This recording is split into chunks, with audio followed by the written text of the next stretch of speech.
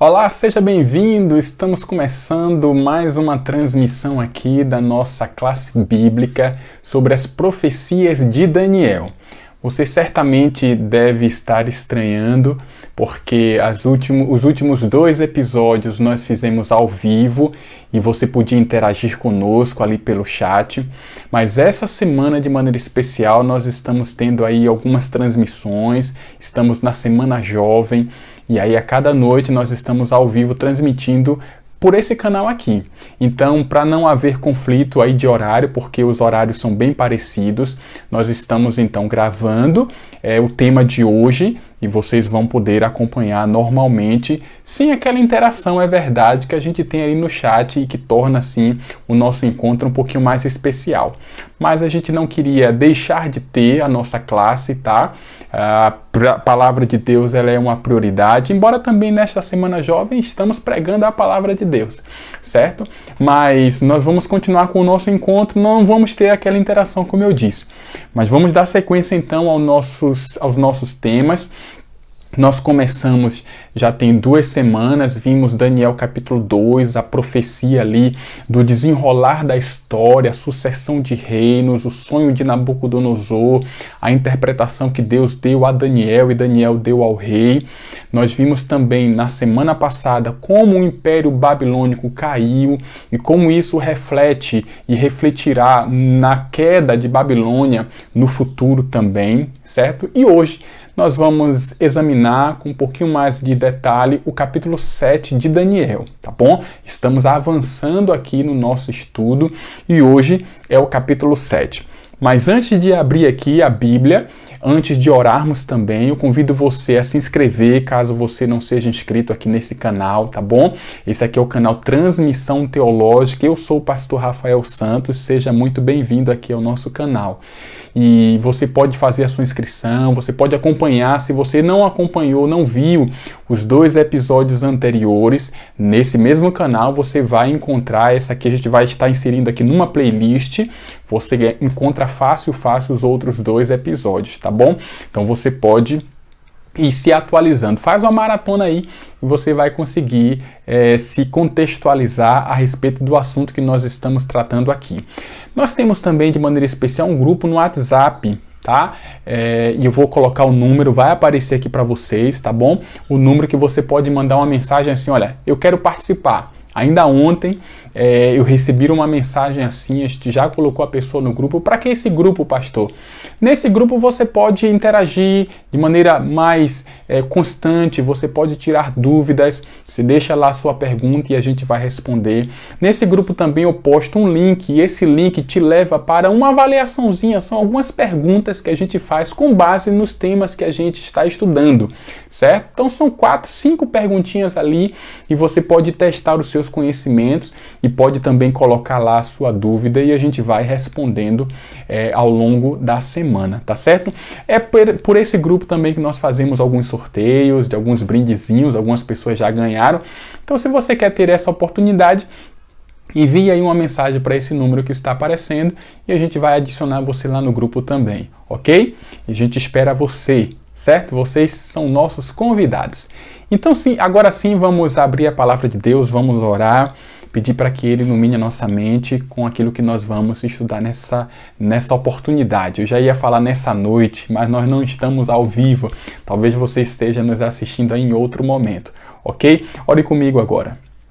Bondoso Pai, nós iremos abrir a Tua palavra agora e suplicamos que o Teu Espírito fale conosco, que tenhamos a compreensão, o entendimento necessários com base no estudo que nós faremos neste momento. Abençoa cada um dos nossos amigos e amigas que estão nos vendo agora, que Teu Espírito Santo ilumine a mente de cada um deles e a minha também, para transmitir assim a Tua palavra. É a minha oração, desde já te agradeço em nome de Jesus. Amém. Como eu disse, o nosso foco hoje é Daniel capítulo 7. Pega a sua Bíblia, eu já estou com a minha Bíblia aqui, certo? Já está aberta em Daniel capítulo 7. Ok? E vamos então ler primeiramente aqui do verso 1 até o verso 3, para a gente já ter uma visão geral do que o capítulo vai tratar. Aqui na minha Bíblia diz assim, Daniel 7, o verso 1 em diante. No primeiro ano de Belsazar, rei da Babilônia, Teve Daniel um sonho e visões ante seus olhos, quando estava no seu leito. Escreveu logo o sonho e relatou a suma de todas as coisas. O verso 2.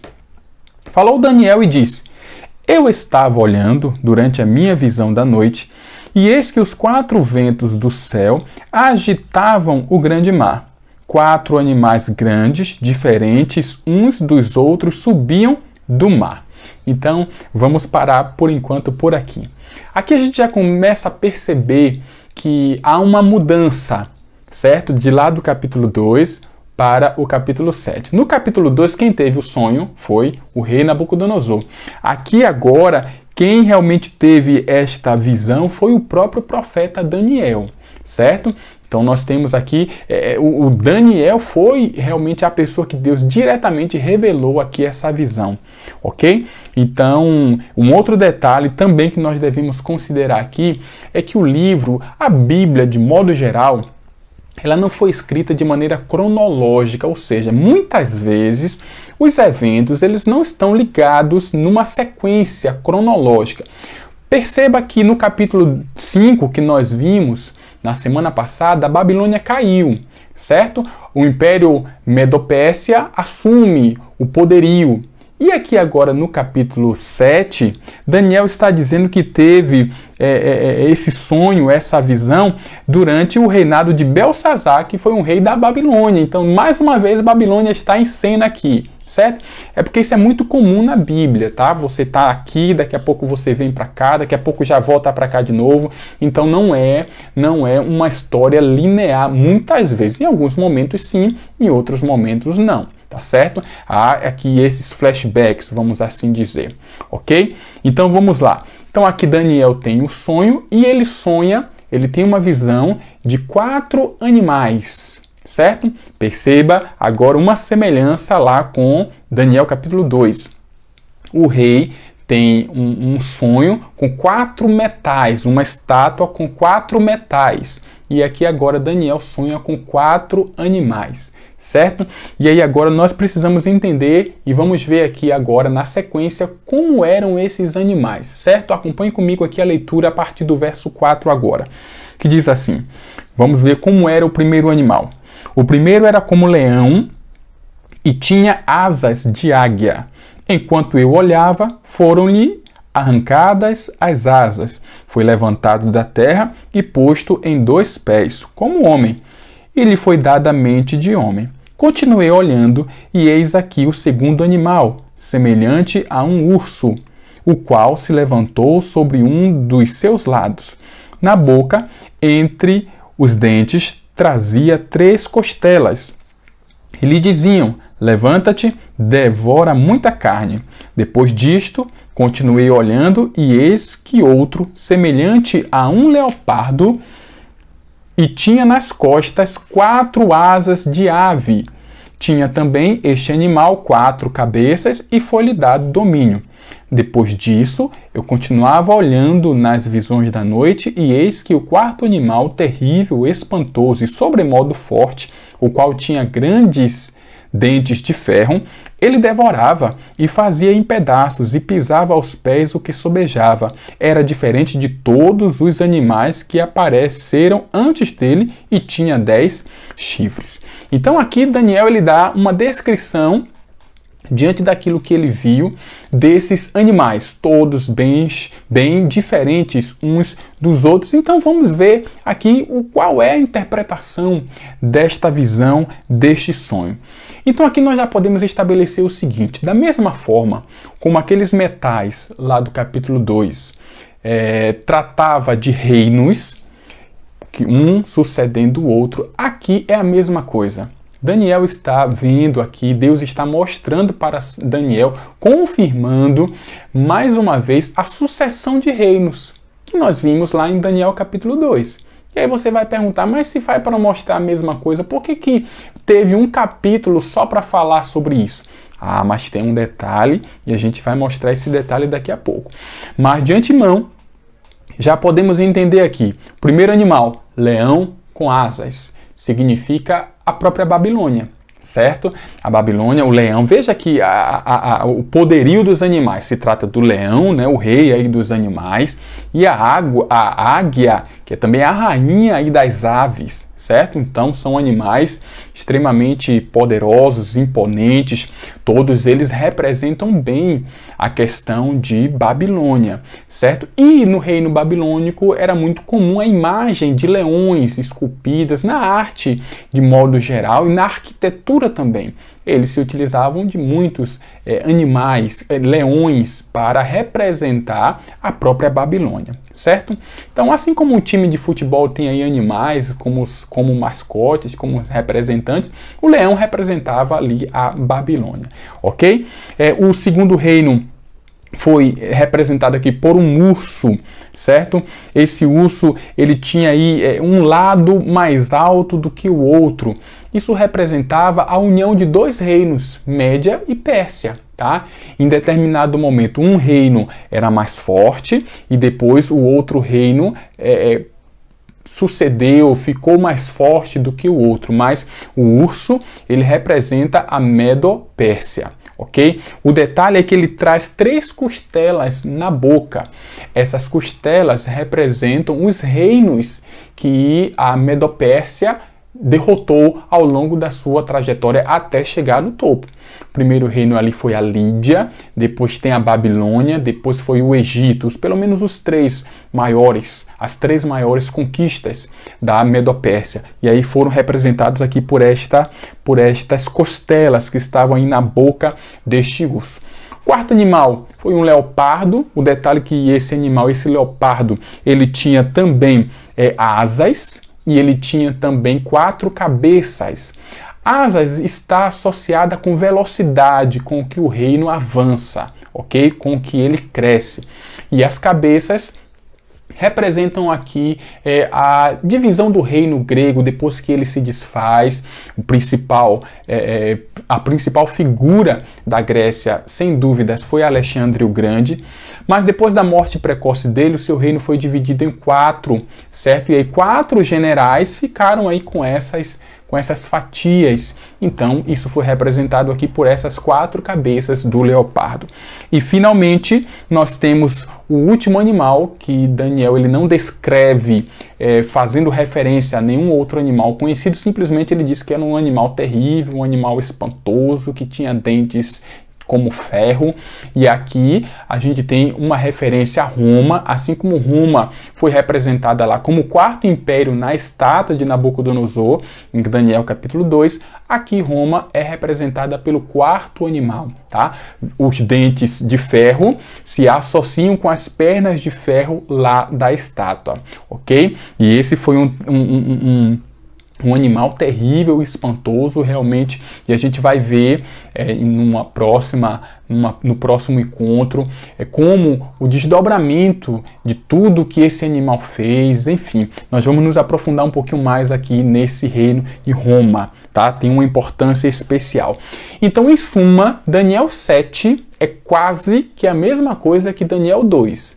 A diferença são os elementos. Daniel 2 foi um sonho com uma estátua, que Nabucodonosor teve, e Daniel 7 foi o próprio Daniel que teve ali a visão, o sonho, e agora desta vez foram usados animais, certo? Mas enfim, como é que termina aqui o desenvolvimento desse episódio? Vamos para o verso 14, que de Daniel 7, que diz assim, olha: foi-lhe dado domínio e glória e o reino, para que os povos, nações e homens de todas as línguas o servissem. O seu domínio é domínio eterno, que não passará, e o seu reino jamais será destruído. Olha outra semelhança aqui com a Daniel capítulo 2. Depois da estátua, que chega lá os dedos, os pés, parte de ferro, parte de barro, vem o que? A pedra, e destrói a estátua. E nós vimos que a pedra é Cristo, que vem para estabelecer o seu reino, e vai ser um reino eterno. Daniel 7 é a mesma coisa. Sucedem 4 reinos, um sucedendo o outro, e aí vem o verso 14, o estabelecimento do reino de Deus, tá? O detalhe é que aqui no verso 28, olha o que diz aqui. Verso 28. Deixa-me ver. Perdão, o verso 27.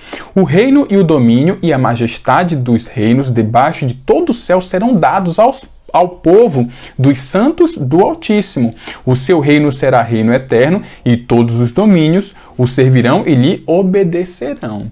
Então aqui está nos dizendo que o povo de Deus, os salvos, eles vão ser corregentes, eles vão reinar com Cristo por toda a eternidade, por todo sempre, ok? Então, em essência, Daniel 7 é a mesma coisa de Daniel 2. 4 reinos vão se suceder, começando com Babilônia, que já saiu, veio a Medopérsia. A Medopérsia foi sucedida pela Grécia, e a Grécia foi sucedida por Roma, certo? Logo depois vem então o estabelecimento do reino de Deus. E qual é então a diferença entre Daniel 7, que nós estamos vendo agora, e Daniel 2? A diferença é que Daniel 7 vai um pouquinho além e nos mostra o que é que vai acontecer entre o quarto reino e a volta de Jesus. O que é que vai acontecer aqui nesse meio de caminho? O que é que vai acontecer? É isso que Daniel 7 responde. Então Daniel 7 amplia Daniel 2, ok? Tá pegando aí comigo? Muito bem. Então veja comigo o que diz o verso 9, para você perceber esse detalhe. Aqui eu acabei de mencionar para vocês. Verso 9. Continuei olhando, até que foram postos uns tronos, e o ancião de dias se apresentou. Sua veste era branca como a neve e os cabelos da cabeça como a pura lã. O seu trono eram chamas de fogo, e as suas rodas eram fogo ardente. Um rio de fogo manava e saía de diante dele. Milhares de milhares o serviam, e miríades de miríades estavam diante dele. Assentou-se o tribunal, olha só, assentou-se o tribunal e se abriram os livros. Que detalhe maravilhoso, importantíssimo, e a gente não pode deixar de considerar isso.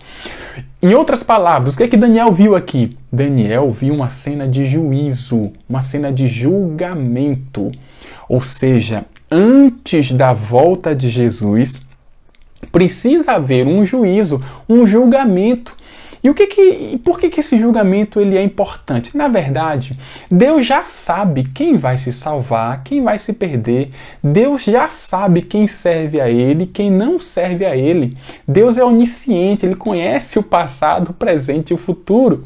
Mas precisa haver um juízo para que o universo saiba. Ok? Então, assim, há a necessidade de Deus mostrar para o universo que Ele foi um Deus justo, que Ele lidou com a humanidade de maneira justa, que Ele deu oportunidades de salvação, enfim. Então, esse juízo realmente vai mostrar para o universo quem vai se salvar e quem vai se perder. Deus já sabe, mas o universo não sabe. De acordo com os escritos de Paulo, nós acreditamos que existem vidas aí em outros planetas. Não sabemos onde, não sabemos como são esses seres, mas o fato é que nós não somos as únicas criaturas de Deus. Deus criou outros mundos também.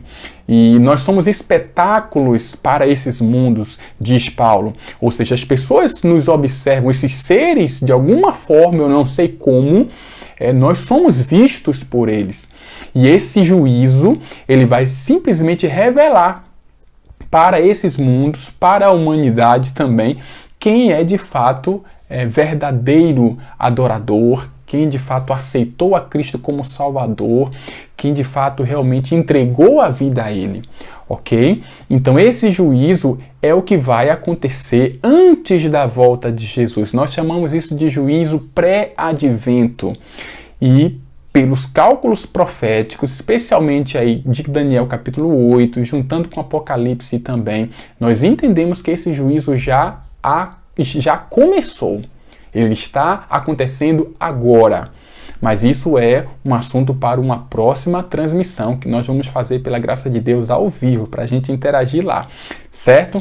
Então esse juízo já começou. É o que Jesus está fazendo agora, está intercedendo por nós. A oportunidade de salvação ainda está aberta, ok? E nós podemos e devemos confirmar essa salvação a cada dia, a cada momento.